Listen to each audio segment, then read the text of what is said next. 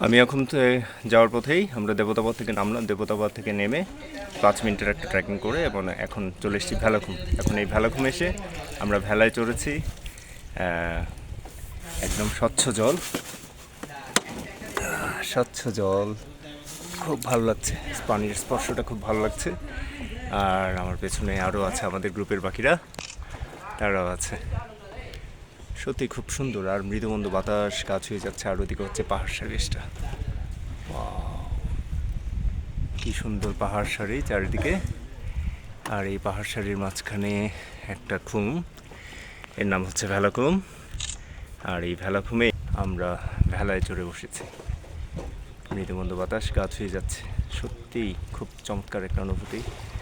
আমিও খুব একটু কষ্টকর ট্রেকিং হলেও কিন্তু লাইফ টাইম একটা এক্সপিরিয়েন্স পাওয়া যায় এরকম একটা জায়গায় আসলে। জীবনটা খুব ছোট, হ্যাঁ, সুতরাং এই ধরনের এক্সপিরিয়েন্সটা নেওয়া লাইফ অন্তত একবার হলেও খুবই জরুরি, জীবনের স্বাদটা নতুন করে বোঝার জন্য।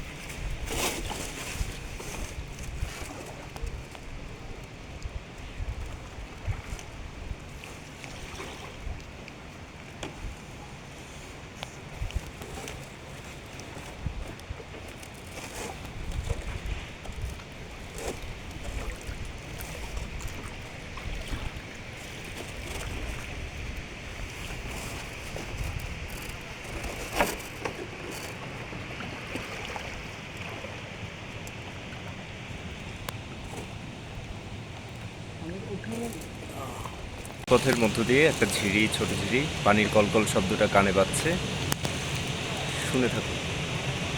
সেই একটা হলো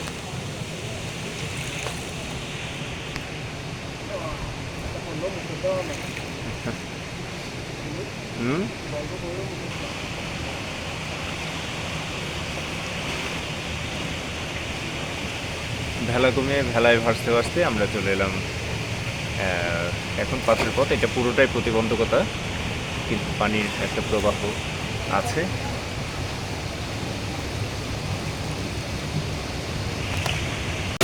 ভেলায় চড়ে খুব দারুণ জায়গায় চলে আসলাম। একটা বড় বড় বোল্ডার, এর মধ্যে পানির স্বচ্ছ প্রবাহ গল্প ধারায় রয়েছে।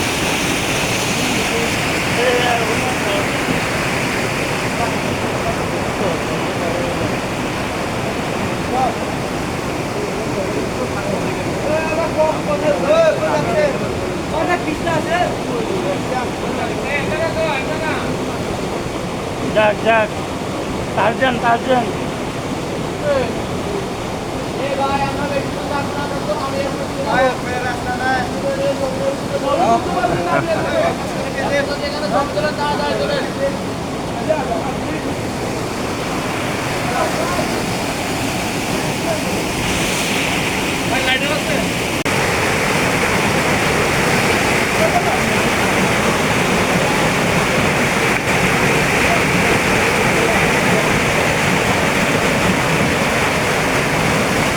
একটু কঠিন হয়, এর জায়গায় একটু টুরিস্টের পরিমাণ তুলনামূলক কম, খুবই কম টুরিস্টের রানাগুনা।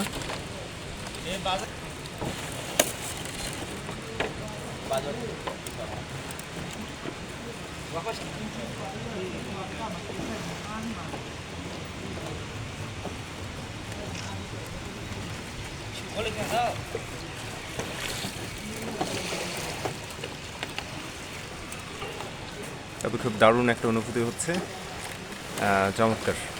এইসব জায়গায় আসলে মনটা শীতল হয়। শরীরের উপর একটু ধকল যায়, কিন্তু 2-3 দিন পর দেখবেন শরীরটা একদম ঝরঝর হয়ে গেছে। শরীরে কোনো মেদ বলতে কিছু আছে বলে মনেই হবে। হুম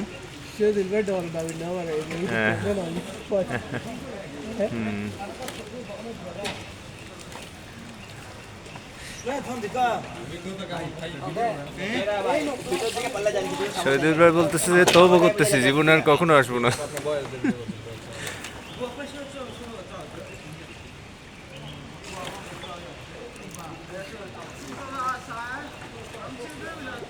গহীন অরণ্যে আছি। এই গহীন অরণ্যের মাঝেই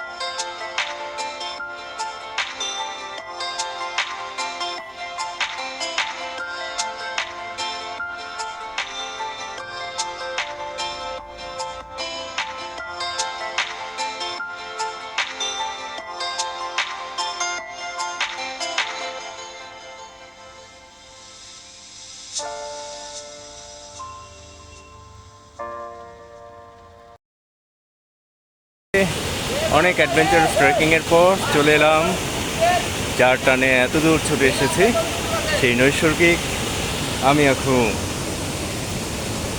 এখন আমি দাঁড়িয়ে আছি বাংলাদেশের বৃহত্তম জলপ্রপাত আমি আখুমের সামনে। আপনারাও এই নৈসর্গিক সৌন্দর্য উপভোগ করুন।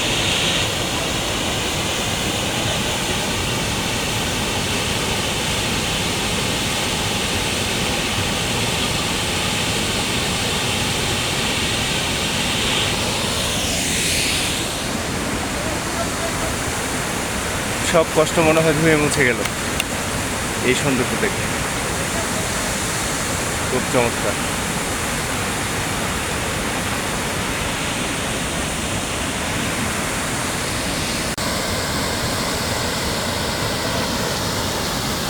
আগে ভিডিও নিয়ে নিই।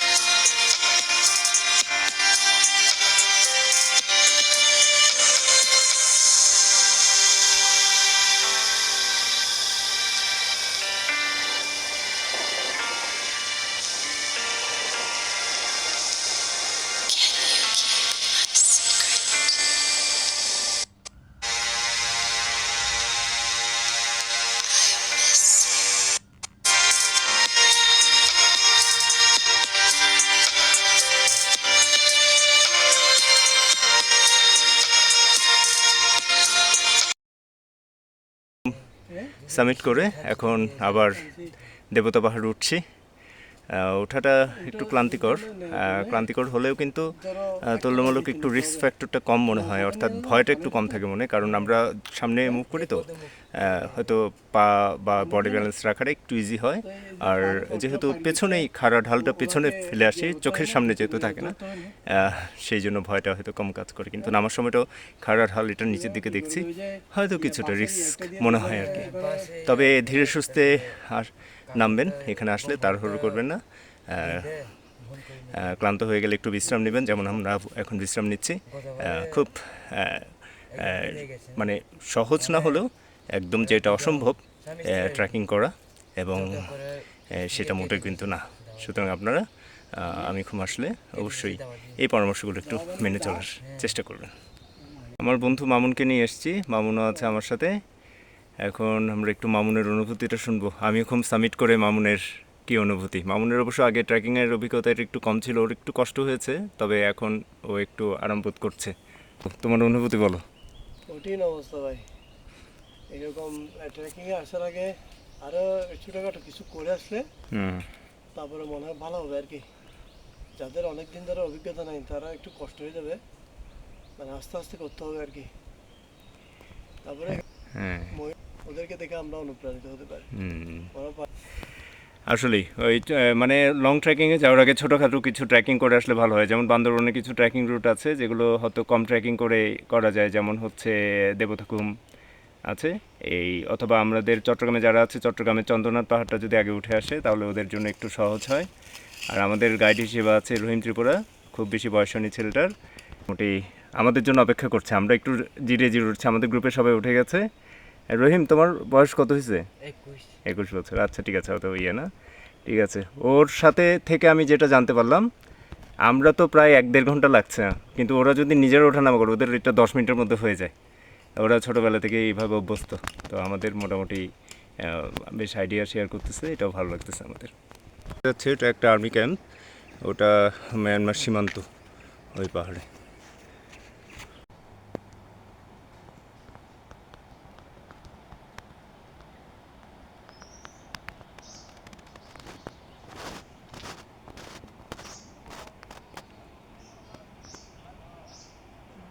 হ্যাঁ, সে দেবতা পাহাড় আরোহণ করলাম, আবার উঠে এলাম। এখন আমরা পাড়ায় ফিরে যাব, পাড়ায় ফিরে লাঞ্চ করব, লাঞ্চ করে আবার ট্রেকিংটা শুরু হবে। আজকে আমাদের প্ল্যান হচ্ছে নাফাকুম গিয়ে থাকা, আমরা ট্রেকিং করে আজকেই নাফাকুম চলে যাব এবং কালকে সকালে নাফাকুম থেকে ব্যাক করব। এখন যাচ্ছি একটা কাজু বাদামের বাগানের মধ্যে দিয়ে। অবশ্য কাজু বাদামের এখন সিজন না, পাতাগুলো শুকিয়ে গেছে।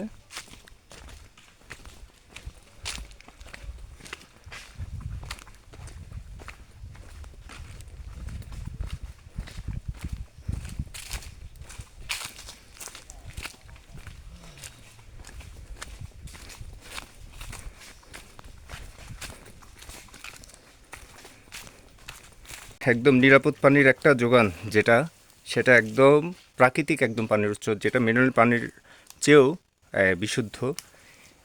দেখুন এই পানিগুলো একদম খুবই বিশুদ্ধ পানি, একদম খাওয়া যাবে। পানিগুলো পাহাড়ের গা চুয়ে চুয়ে আসছে, এবং এই গা চুয়া পানিগুলো খুবই স্বচ্ছ এবং বিশুদ্ধ, পান করা যায়।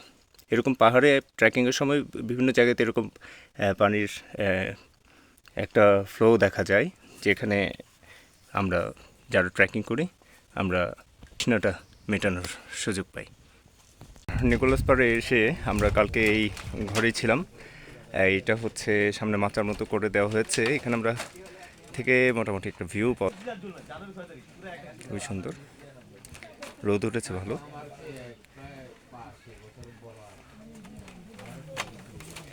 আর আমরা একটা বেশ বড়সড় রুম, এখানেই সবাই ছিলাম, আমাদের গ্রুপে 8 জন ছিলাম, গাইড সহ 9 জন, হোস্ট ছিল একজন, 10 জন। আমরা মোটামুটি এখানেই ছিলাম একসাথে আমরা 10 জন, আরও বেশিও থাকতে পারবে এখানে। খুব মজা করলেন তো? হ্যাঁ, আপনাকে অনেক মিস করলাম ভাই। কিছু করার নাই, আমি লোড নিতে পারতেছি না চাইলে। এটা আর কি।